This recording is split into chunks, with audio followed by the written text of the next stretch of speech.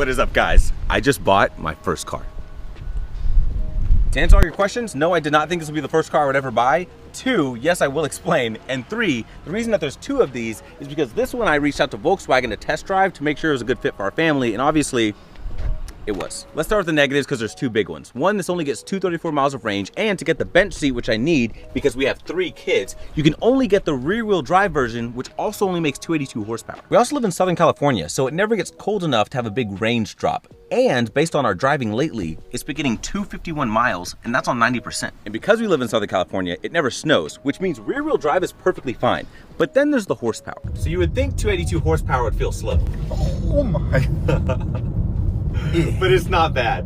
What do you think? It hits really hard. Dude, right? That's actually nuts. So the range is sufficient because we also have a charging station at home, and the power is kind of irrelevant because my wife drives slow anyways. Now let's get into the positives, and one of the biggest ones is the space in this thing. One of the other options we were looking at was the Nissan Armada. So here's me in the front seat of the Armada. If I get in the back and scoot the seat all the way back, I have about that much room. Here's my driving position in the ID Buzz. If I get in the back of this, I have about this much room, but I haven't scooted the seat all the way back.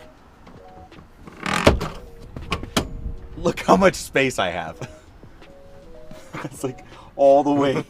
There's so much second row space that I can move the front seat all the way back, and there's still plenty of room for my toddler to climb through here to get to his seat in the middle. You also get ISOFIX points, which a lot of cars have, but not a lot of cars get 2, 4, 6 ISOFIX points. The seat also tilts forward and up, which is great if you have car seats, and with the second row all the way back, I get suburban levels of legroom in a vehicle that's 2.5 feet shorter. It may not have suburban trunk space, but I get plenty of room for a stroller. I get storage cubbies right in here. If I need even more space, I can fold down my 3rd row. If I want even more space than that, I can take out my entire shelf, take out my entire 3rd row, and I can use those 3rd row seats to enjoy the view.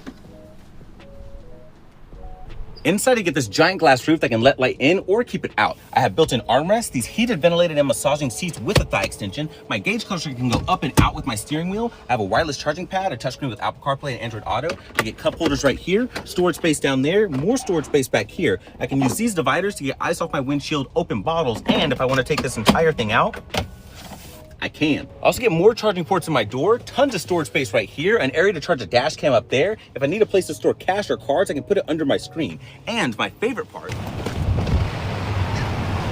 is this cute window.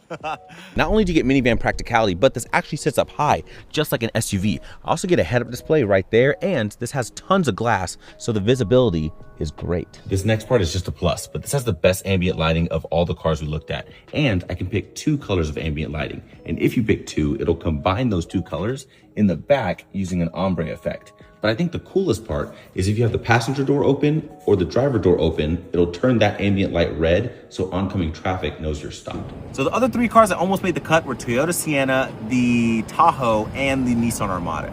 The Nissan Armada is great. Nissan actually sent me that as a long-term vehicle, and I still have it. But as you saw, it's smaller than this, and it rode a little bit more rough, which my wife was not a fan of, and since she's the main one that'd be driving it, it was out. Next was the Toyota Sienna. The Sienna is a phenomenal car, and I really think that if you're okay with driving the minivan, you don't need something super exciting, I think it's a great choice. But I think it was kind of too boring, and I think my wife liked that this one was a little bit more fun, but it still gave you the practicality of a minivan with the sliding doors. The second best one was the Tahoe. It rode phenomenal, and with the diesel option, I think for a daily driver, it's amazing. It got a ton of range.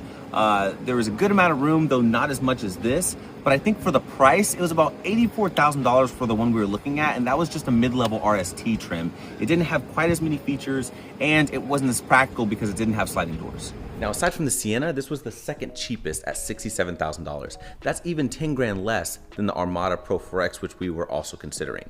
Now, this is over 6,000 pounds, so because I am gonna be using this occasionally for work and going to events to film and things like that, I was able to write it off. So because it ate up some of those taxes and some of the depreciation, this came out roughly the same cost as a fully loaded Sienna. After praying about what car to get for almost a year, I feel like the final factor was that God put on my heart, this is the first vehicle my wife has ever gotten excited about. I get to drive my dream car multiple times a year because of what I do for work. I'm thankful to God that I'm able to do this. I'm thankful to people that watch and support the channel that I'm able to do this, but I'm thankful for my wife because she is the most amazing person on the planet. Congratulations! I'm so excited! Oh, it's official. What do you think? Oh, I love you so much, babe. Sorry. Seriously, I love you. You're welcome.